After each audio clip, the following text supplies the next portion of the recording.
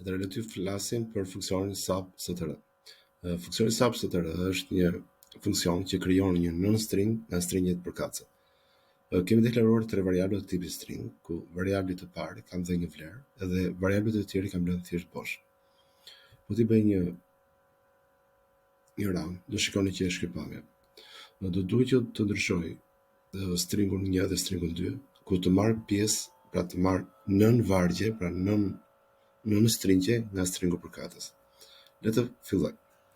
Le të them str mish, pra ndryshoj vlerën e saj, dhe vlerën e saj po i marr nga str pik funksioni substr, dhe ky substr kërkon parametra. Për shembull, nëse të vendosja 0 presje s, dhe të shikoni po bëj outputin e saj, pra të shikoj çfarë ndodh me outputin, ajo mori fjalën hello. Fjala hello është këtu. Edhe çfarë do thot? Do thot që kjo 0 është indeksi fillestar. Nga do nisi krijimi i fjalës, pra krijimi i stringut. Çfarë është pesa tani?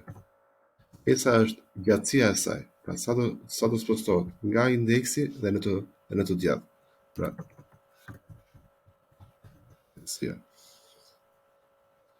Okej, le të provojmë një formë tjetër. Për shembull, marr str dyshin dhe po i them str po krijoj nga stringu jon, sub str dhe thjesht po i them 7. Çfarë ndodh në këtë rast? Po të vëmë ran.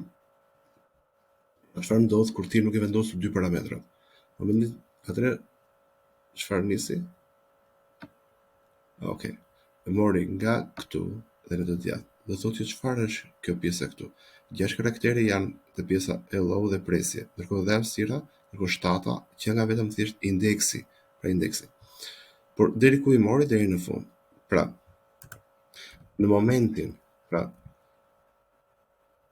kur nuk vendosim dy parametra, por lëm vetëm një parametër, ajo nis nga 7, pra nis nga 7 që është indeksi, e ku? Deri në fund. Kur ne nuk i vendosim pjesën e gjatësisë, ajo thjesht shkon deri në fund.